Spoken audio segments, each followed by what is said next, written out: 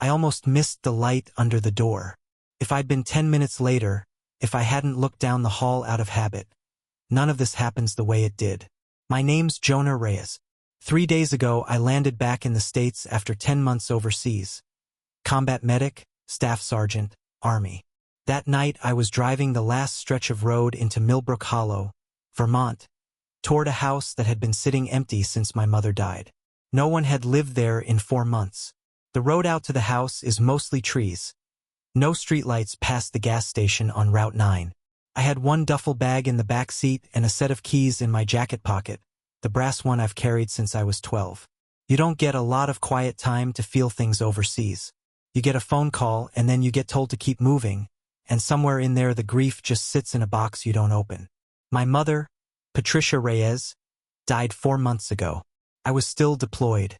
The message took 3 days to reach me through channels, and by the time it did, the funeral was already over. There wasn't a version of emergency leave that got me home in time. So driving up to that house wasn't really coming home. It was closing a door I never got to close in person. I pulled into the driveway a little after 11 at night. Reached for the porch light out of pure muscle memory. Nothing. Right, nobody's been paying the electric bill on an empty house. I told myself that was the only reason, and for about 2 seconds I actually believed it. I let myself in with the old key. Hallway smelled like dust and cedar, that specific smell that hits you harder than you expect after a year away. Then I saw it. A thin line of light under the kitchen door at the end of the hall. Not steady like a bulb. Moving. Flickering. Candle. Everything in me went quiet at once, the way it's trained to. I stood there and listened. A drawer sliding shut. Something set down soft on a counter. Someone was in my mother's kitchen. Midnight. A house that had been locked since before I got here. I moved down that hallway the way you clear a room that might not be empty. Weight on the outside of my boots, shoulder brushing the wall. When I pushed the door open, a woman shot up out of her chair so fast the candle nearly tipped. One hand already closing around a paring knife on the counter. Like she'd done that motion before. Like it was rehearsed. Neither of us moved for a second. Two people who both apparently know how to snap out of stillness fast. Don't move. Came out harder than I meant it to. 10 months of giving orders does that to a voice. You lose the knob that dials it back down. She didn't drop the knife. Wasn't even looking at my hands. Her eyes were on the door behind me, like she was counting the steps to it. I'm not going to hurt you, I said slower. This is my house. Tell me who you are. Something in her shoulders eased off just barely at my house. Like the words meant something specific to her. She set the knife down. Not dropped. Set down, careful, the way you put a weapon aside once you've decided the person across from you isn't the threat. Candlelight caught her face when she turned toward me all the way, and something about her jaw, the way she held her chin a little too high, snagged on a memory I couldn't place yet. Jonah. Not a question. My own name out of a face I almost knew, in a voice I didn't. I stood there running back through every year I could think of and came up with nothing. She watched that blank look sit on my face and something in her expression folded a little. You don't recognize me, she said. I put my bag down slow, both hands out where she could see them. No, I don't. Wren, she said. Wren Callahan. And that name did something to my chest I wasn't ready for. Because I did know it. I just hadn't heard it in 16 years. Wren Callahan. We went to Millbrook High together. She said it like she expected the memory to click into place on its own, and it did, eventually, in pieces. Junior year hallway. A laugh that used to turn half the senior wing around. I used to find excuses to walk past her locker between second and third period, rehearsing 3 sentences I never once said out loud. Then graduation happened, she moved out of state for college, and life just went on. I hadn't thought her name in years. Now she was standing in my dead mother's kitchen at midnight with a knife in her hand 10 seconds ago. How do you even know about the spare key? I asked. Came out sharper than I wanted. She flinched, small, quick, the same way she'd flinched at the sound of the door earlier. Like her whole body had a setting built for absorbing hits. I made myself soften it.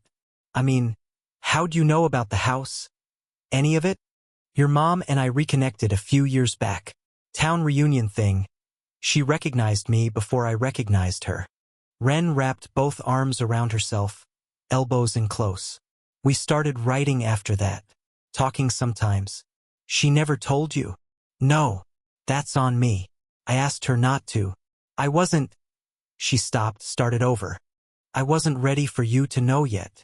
I didn't have anything to say to that. Still don't, honestly. So why are you here? Lights off. Knife in your hand. My mother's 4 months in the ground. She didn't answer right away. The candle burned down another 1/4 inch while she thought about it, or worked up to it, one of the two. Because I didn't have anywhere else that felt safe, she said finally, not looking at me, looking at the door. Your mom told me a long time ago, if things ever got bad, I could come here. Bad with who? Her jaw worked once. His name's Grant. I was supposed to marry him in the spring. I left 9 days ago. I don't think he's stopped looking. 10 months of triage teaches you to read a person fast. Pulse, color, what they're protecting versus what they've already given up on. I looked at her standing there with a half-peeled apple going brown on the counter, and she hadn't stopped tracking that door once since I walked in. Okay, I said. She blinked, like the word actually surprised her. You can stay tonight. We'll sort the rest out tomorrow. She stayed. I didn't sleep much, old habit, one ear open, and when the sun came up the house looked like exactly what it was. Small, cold, clearly abandoned by everybody but the two of us. In the light I saw what I'd missed the night before. Candle stubs lined up on the windowsill, a sleeping bag rolled tight in the hall closet, a grocery bag of canned food stuffed behind the water heater. Not camping out. Hiding. I called the power company before I called anyone else. Stood in the cold living room in my coat and paid 4 months of back charges over the phone. By that afternoon the furnace kicked on for the first time since my mother died, and the whole house made this groaning, clearing its throat kind of sound. Ren stood in the kitchen doorway watching warm air move across the floor like she'd forgotten what it felt like. You didn't have to do that. Yeah, I did. I didn't explain past that. Some things you don't have to explain to the person they're for. By early afternoon, word had already gotten around. Small town, one neighbor, that's all it takes. Mrs. Delacroix showed up at my door with a casserole dish and a look that said she'd drawn her own conclusions before I opened my mouth. You didn't tell me you had a girl with you, she said. Loud enough that Ren definitely heard it through the screen. She's not. Mm. She handed me the dish like that settled it. Your mother would have liked her. She always did. I didn't ask what she meant. Pretty sure I already knew. For days after that first night, I was going through the cedar chest at the foot of my mother's bed, looking for the deed to the house, when I found the letters instead. 24 or so, rubber-banded into stacks by year, Ren's handwriting on the return address getting steadier each year. My mother had kept every single one. I sat on the floor of a room that still smelled like her and read through someone else's life for an hour. Ren's first apartment. A community college graduation my mother had driven 6 hours to attend and never once mentioned to me. An engagement announcement my mother answered in a way that read less like congratulations and more like a warning wearing one. He seems like the kind of man who needs you smaller than you are, she'd written. Watch for that. I didn't hear Ren come in. Just felt the room get a second person in it. Looked up and found her in the doorway, arms crossed hard over her chest, staring at the letters like she'd caught me stealing something. I should have told you those existed. Why didn't you? Because they were the one thing that was just mine. Her voice didn't shake, but it dropped low, careful. Everything else got taken or watched or explained to somebody. Those letters were the only part of my life nobody else got to read. I read them anyway. I know. Almost a smile. Didn't quite land. Guess that makes us even for the knife thing.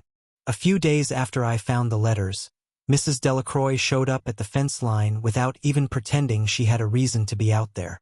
Man came into the diner asking about a girl, she said, not bothering to lower her voice.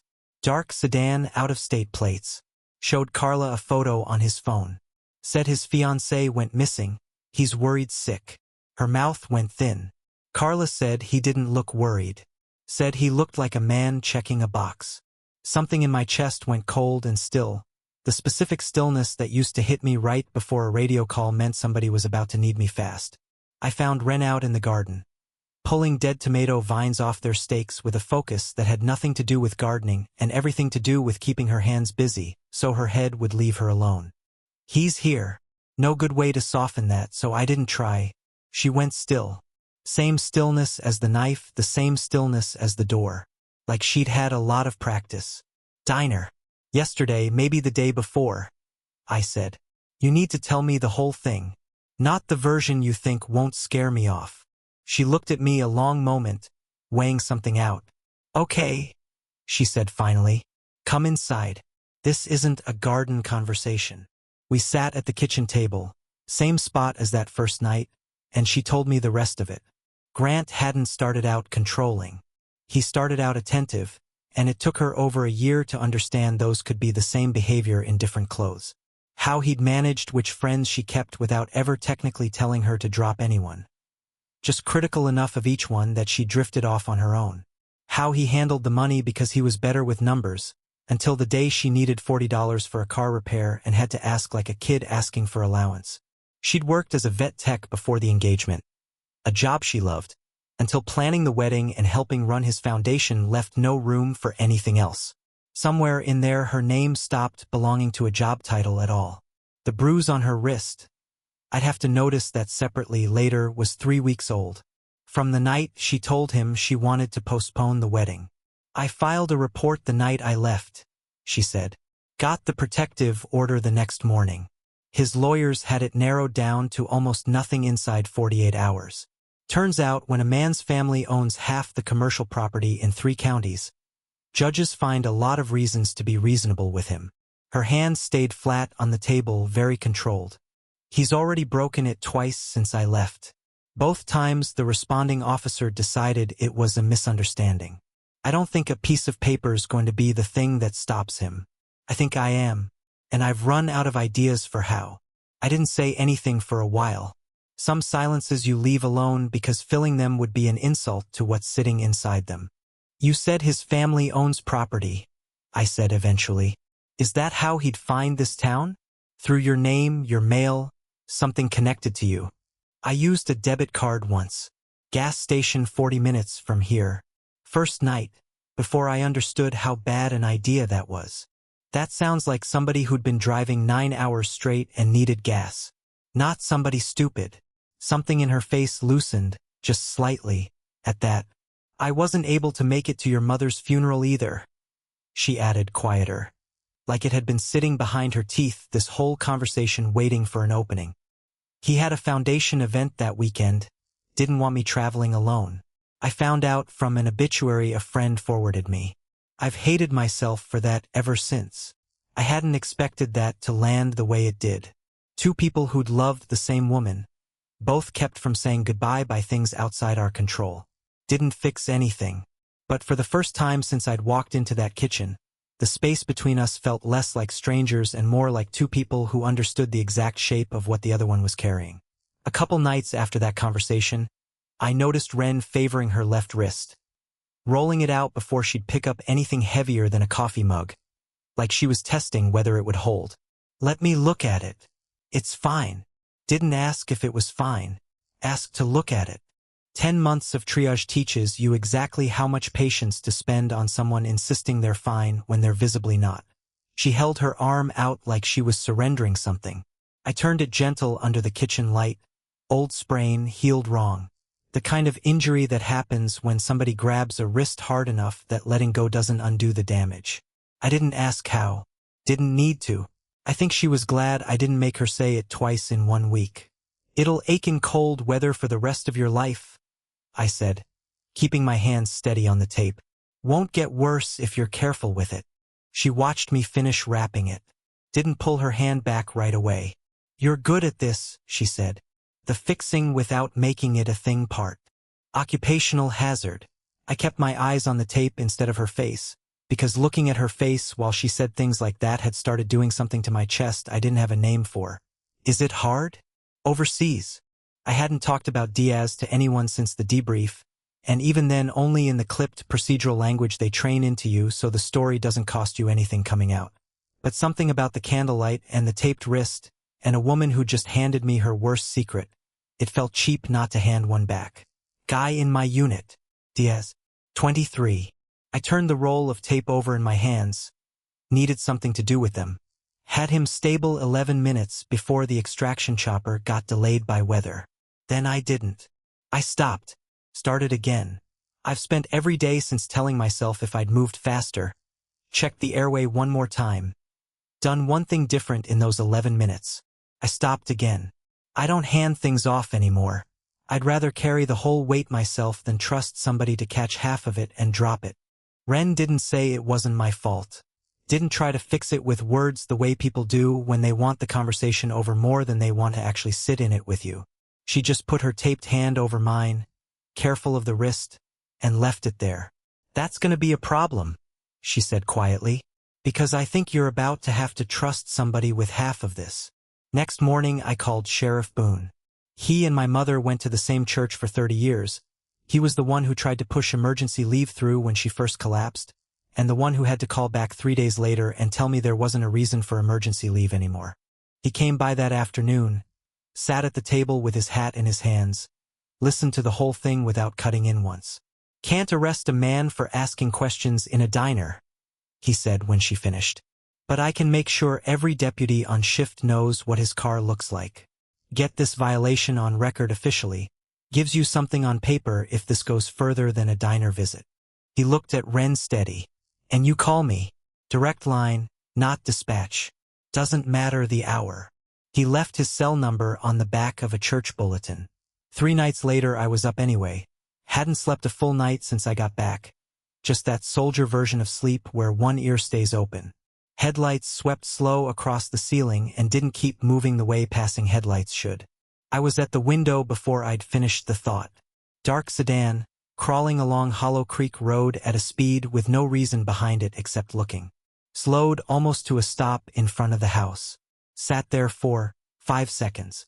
Pulled away. Ren was already in my doorway. Must have heard me get up. Was it him? Too dark for the plate. I kept my voice level. But it wasn't nobody. We didn't talk about the sedan again after that.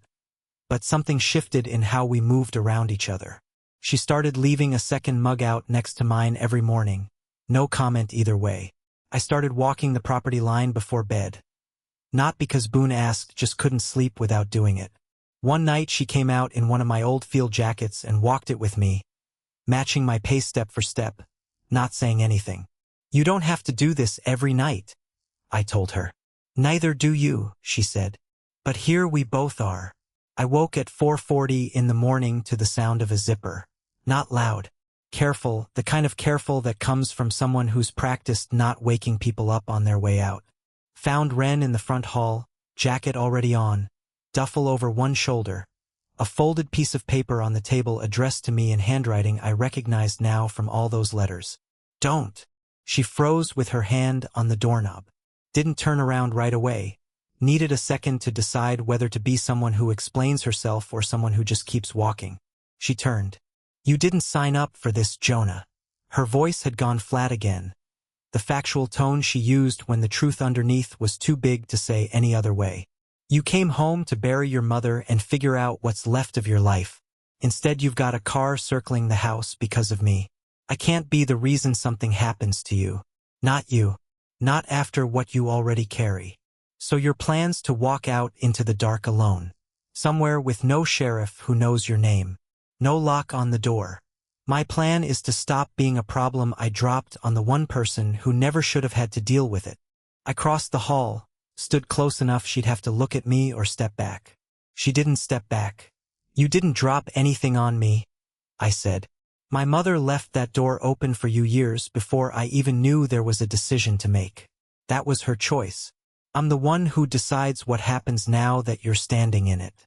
And I'm not letting you walk out that door alone at 5 in the morning because you've decided my life's worth more than yours. That's not. It's exactly what you said, just with better math attached." I reached up slow, giving her every chance to pull back the way I should have given her that first night with the knife. She didn't. "I've spent 10 months learning how much damage a person can survive before they can't anymore," I said. "You're nowhere close to done. Neither am I. I don't want to carry this alone, And I don't think you do either. That's not weakness. That's just two people finally putting a bag down. Her eyes went wet, but she held it, the same deliberate way she'd set that knife down the first night. I don't know how to do this, she said, barely above a whisper. Let somebody stand next to me instead of behind me or in front of me. Then we figure it out together. Starting now. I took the duffel off her shoulder, set it against the wall, gentle, the way you set down something you're planning to pick back up later. Just not tonight. Stay, I said. Not because you owe me an explanation. Because I'm asking. She stayed.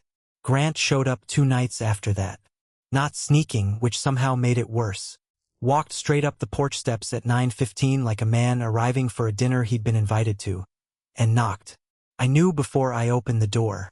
Wren's whole body told me. She went rigid at the sound of boots on wood that weren't mine, weren't Mrs. Delacroix's, weren't Boone's. I opened it on a man in a coat that cost more than my truck. A face built for boardrooms instead of doorsteps. Up close he didn't look dangerous, and that was the thing I understood in about 4 seconds, same as reading a casualty before I touched them. He looked reasonable. That's exactly how he'd gotten away with it this long. I'm here for my fiancée. Said it like I was an inconvenience between him and an appointment. She's not your fiancée.